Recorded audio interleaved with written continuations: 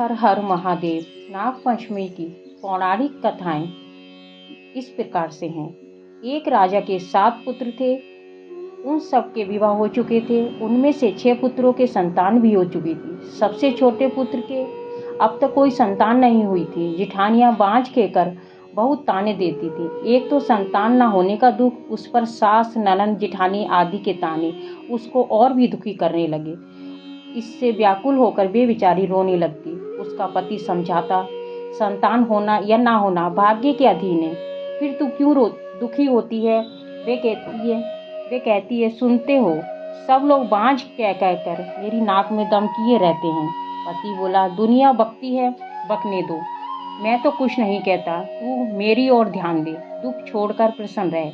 पति की बात सुनकर उसे कुछ संतावना मिलती, परंतु फिर जब कोई ताने देता तो रोने लगती थी।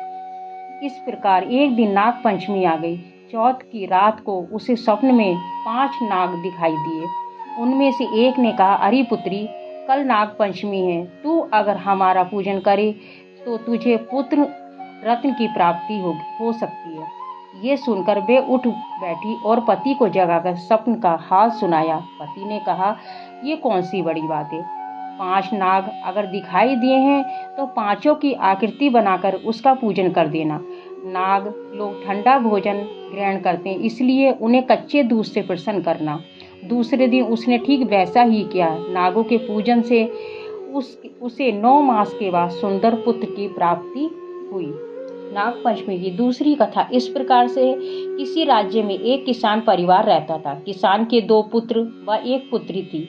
एक दिन हल जोतते समय हल से नाग के 3 बच्चे कुचलकर मर गए। नागिन पहले तो विलाप करती रही। उसने अपनी संतान के हत्यारे से बदला लेने का संकल्प किया। रात्रि को अंधकार में नागिन ने किसान के और उसकी पत्नी व दोनों लड़कों को डस लिया। अगले दिन प्रातः स्नान किसान की पुत्री को डसने के उद्देश्य से नागिन फिर चली तो कन्या ने उसके सामने दूध का भरा कटोरा रख दिया। हाथ जोड़कर क्षमा मांगने लगी। नागिन ने प्रसन्न होकर उसके माता पिता व दोनों भाइयों को पुनः जीवित कर दिया। उस दिन सावन शुक्ल पंचमी थी। तब से आज तक नागों के कोप से बचने के लिए इस दिन नागों की पूजा की जाती है। हर हर महादेव।